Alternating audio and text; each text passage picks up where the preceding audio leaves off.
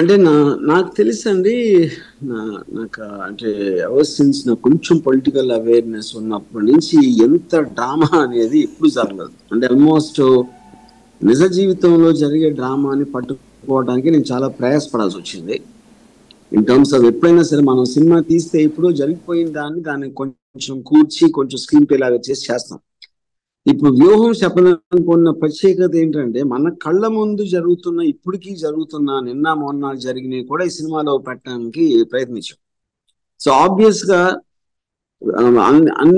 అన్ని మారిపోతా colourful characters, అది Pawan Kalyan, CBN, ఎక్సా వైఆర్, Jagan garu, all of them every day నేను మీ విశ్లేషణలు చూసో లేకపోతే న్యూస్ లో ఇది చూసో అది చూసో ఆ పాయింట్స్ అన్ని తీసుకుని చేయటంలో one of the best experiences నాకు దీంట్లో.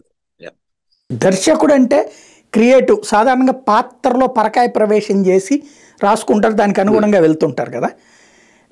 ఇప్పుడు ఇందులో మీరు పరకాయ ప్రవేశం చేసినప్పుడు ఈ రాజకీయంలో, అంటే మీరు రాజకీయ నాయకుడు కాదు కానీ మీరు రక్త చరిత్రలో ఒక బెజవాడ లాంటివో శివ లాంటివో చేయడం ద్వారా మీకు రాజకీయ స్పృహ ఎంత మేరకు ఉందన్నది ప్రజలందరికీ తెలుసు.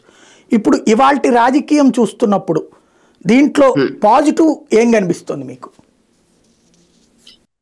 పాజిటివ్ నెగిటివ్ అని నేను చెప్పానండి. అంటే ఆఫ్ కోర్స్ ఇప్పుడు అంటే ఎవ్రీబడి వాళ్ళకున్న పర్స్పెక్టివ్ బట్టి ఉంటది. ఇప్పుడు నాకు పాజిటివ్ అంటే నేను 100% నేను జగన్ గారు is very very able person అనేది నేను నమ్ముతాను.